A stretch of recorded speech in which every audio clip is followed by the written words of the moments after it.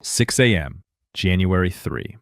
Air traffic controllers across the Caribbean began issuing urgent warnings that sent ripples far beyond radar screens. Commercial flights were rerouted, schedules were disrupted, and pilots received a message rarely heard in peacetime skies. Military risk was rising. Officially, the alerts were framed as safety measures, but unofficially, they were the clearest sign yet that the standoff between Venezuela and the United States had reached a dangerous threshold. Just weeks earlier, Venezuelan forces had raised their alert status and accused U.S. aircraft and warships of operating too close to their coastline. Washington dismissed these concerns as routine operations, but then the unexpected fallout hit. Not missiles, not gunfire, but civilian airspace disruption that severely impacted international aviation.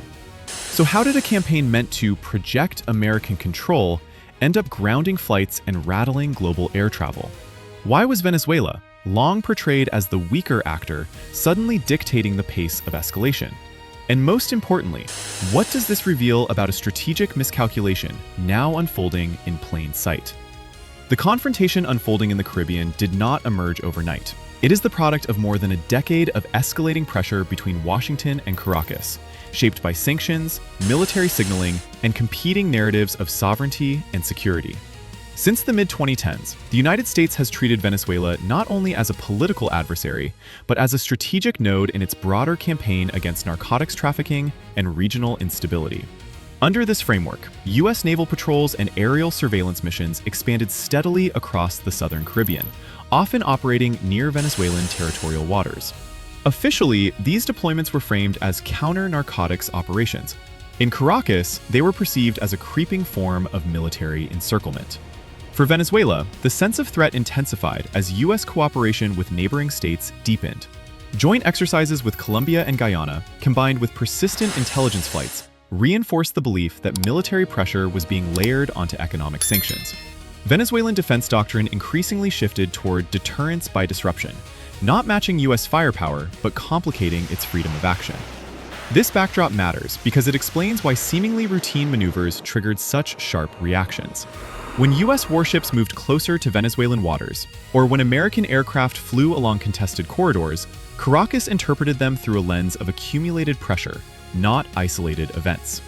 By late 2025, that tension reached a tipping point. Venezuela's leadership publicly warned of provocations, raised alert levels across its armed forces, and signaled a willingness to respond directly. The stage was set not for a conventional battle, but for a high-risk contest of nerves, timing, and perception, where miscalculation could carry consequences far beyond the region itself. At 08 a.m., Venezuelan coastal surveillance radar detected a large surface contact, approximately 38 nautical miles north of the country's coastline, moving steadily at 18 knots. Within minutes, the contact was positively identified as a U.S. Navy Arleigh Burke-class destroyer, displacing over 9,000 tons and equipped with the Aegis combat system and 96 vertical launch cells. From the Venezuelan command center, the assessment was immediate. At that distance, the ship's Spy-1 radar could monitor airspace deep into Venezuelan territory. Alert status was raised. By 08:14 a.m., radar operators detected a second layer of pressure. A U.S. reconnaissance aircraft was orbiting at roughly 32,000 feet, flying a racetrack pattern parallel to the Venezuelan coast, about 45 nautical miles out. The coordination between sea and air assets was clearly deliberate. Venezuelan air defense units switched from passive monitoring to active tracking. Surface-to-air missile batteries were placed on standby, though no radar locks were engaged. At 08:29 a.m., two Venezuelan Su-30 Mk2 fighters scrambled from a northern airbase. Accelerating past 450 knots, they climbed to 15,000 feet briefly before descending to low altitude to avoid long-range radar detection. This was no routine intercept drill. This was a calculated signal. At 08:47 a.m., the fighters made visual contact with the U.S. destroyer at roughly 4 nautical miles. They approached from the port side, flying below 500 feet above sea level. At their closest point, the aircraft passed approximately 1,000 meters from the ship, fully within visual identification range. On the destroyer's bridge, lookouts tracked the aircraft manually. Defensive systems remained on standby. Orders from higher command were clear. Hold course, do not escalate. At 09:02 a.m., The Su-30s returned for a second pass, this time closer and more assertive. One aircraft crossed directly in front of the ship's bow at an estimated 800 meters, banking sharply and exposing the underside of its wings before climbing away. This was not a mistake. This was a deliberate performance. 09:17 a.m. Communications surged. Venezuelan command confirmed the maneuver as intentional and authorized continued presence. U.S. commanders reported the encounter up the chain as unsafe and escalatory, while carefully avoiding any action that might justify retaliation. The situation was now razor-thin. At this range, a single misinterpreted radar signal or sudden maneuver could trigger automatic defensive responses. 09:33 a.m. The Venezuelan fighters executed their final pass at 09:33 a.m., descending below 600 feet and maintaining formation within visual range of the ship's superstructure. Then, abruptly, they climbed sharply to 12,000 feet, turned south, and accelerated away at full afterburner. The message had been delivered. 10 a.m., 2 hours after initial detection, the confrontation concluded. The U.S. destroyer altered course, increasing its distance from the Venezuelan coast, while the Venezuelan aircraft returned to base and alert levels were gradually lowered. Yet within those 120 minutes, the strategic reality had shifted. Venezuela had demonstrated it could directly challenge U.S. military presence at minimal cost. The United States, despite overwhelming technological superiority, had been forced to absorb risk, exercise restraint, and contend with global scrutiny. The showdown lasted just 2 hours. That was enough to expose the limits of pressure and the danger of strategic miscalculation. On paper, the balance of firepower heavily favored the United States. The Arleigh Burke-class destroyer involved displaced over 9,000 tons and was equipped with the Aegis combat system, Spy-1 radar, and 96 vertical launch cells for cruise missiles, air defense missiles, and anti-submarine weapons. Its radar coverage extended hundreds of kilometers, providing a comprehensive picture of the air and sea space. By contrast, Venezuela relied on a handful of aging fighter aircraft, lacking modern radars and long-range missiles. Technically, they were outmatched in a direct exchange. But the critical asymmetry lay in tactics and distance. Venezuelan jets only needed to get close, flying below 600 feet and within 1 kilometer of the destroyer, exploiting U.S. escalation limits and rules of engagement. At such proximity, advanced radar and long-range missiles offered little advantage. The engagement space shrank from hundreds of kilometers to visual range. Cost was also decisive. An hour of operations for a U.S. destroyer costs tens of thousands of dollars, while Venezuela's sorties achieved strategic effect at minimal expense. The destroyer's defensive systems were built to intercept missiles and aircraft at range, not respond to non-kinetic threats. Any activation of radar or weapon lock could have been seen as aggression, instantly escalating the encounter. The result?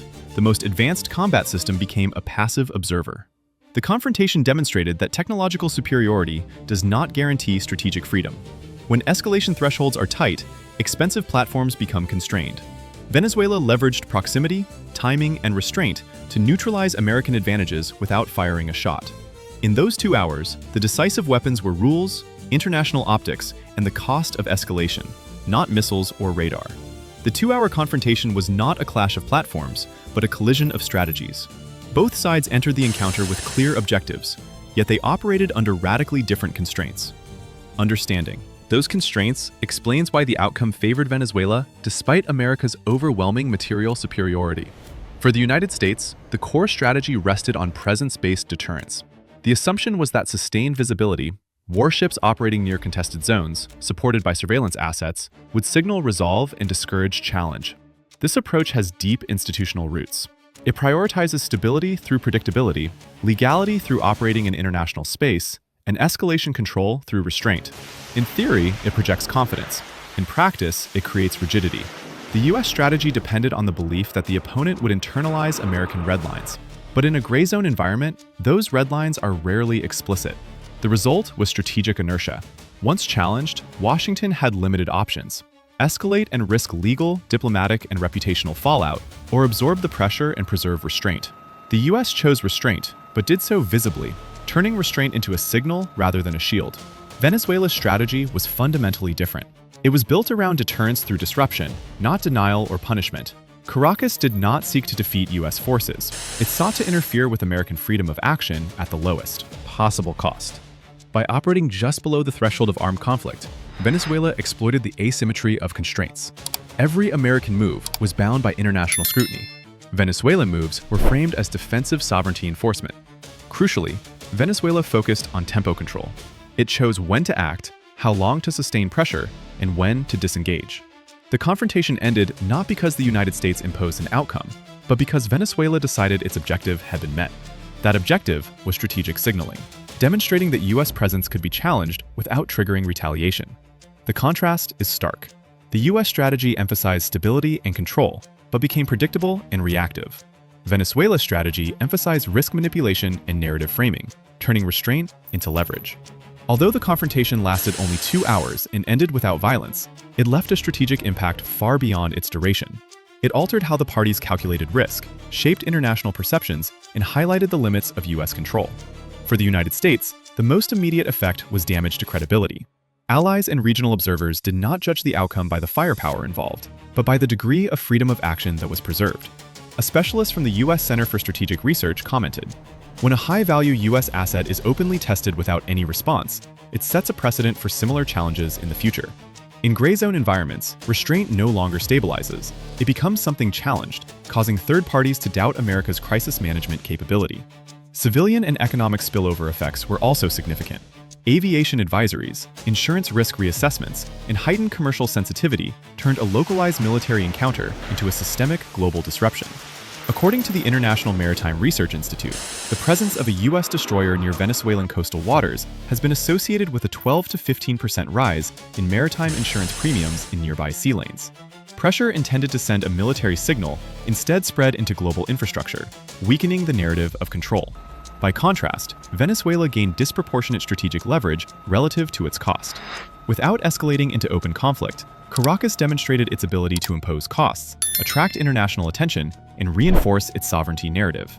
A professor at the School of Defense Studies observed, "This is a textbook example of gray zone leverage, using small, non-violent actions to achieve significant strategic effect." This episode reflects a broader trend in modern conflict. Power is measured not just by destruction, but by the ability to manipulate thresholds, perceptions, and second-order effects. The side that forces its opponent to worry about legality, optics, and systemic disruption often gains the upper hand. In those 2 hours, despite technological superiority, the United States did not control the tempo and terms of the engagement, and the lesson remains relevant. The 2-hour confrontation in the Caribbean did not escalate into open conflict, yet it revealed a fundamental rule of modern warfare. Firepower alone does not equate to strategic control. In gray zone situations, real advantage goes to the side that knows how to set boundaries, manipulate risk, and control the tempo of the encounter. The United States entered with overwhelming capabilities, but constrained by international law, global scrutiny, and diplomatic pressure. Venezuela entered with modest forces, but a clear understanding of conflict thresholds, signaling pressure, and exploiting public perception. By operating just below the line of open conflict, Caracas forced Washington into restraint, and turned that restraint into a visible strategic limitation. This was not a tactical defeat, but a profound strategic lesson. When high-value military assets are challenged without consequence, deterrence erodes and control becomes fragile. In the 21st century, power is measured not only by weapons or technology, but by the ability to compel hesitation, shape global perception, and manage indirect risk. The confrontation ended in silence, but its strategic message resonated loudly. In future gray zone crises, victory will not go to the side that strikes hardest, but to the side that controls limits, tempo, and the opponent's psychology.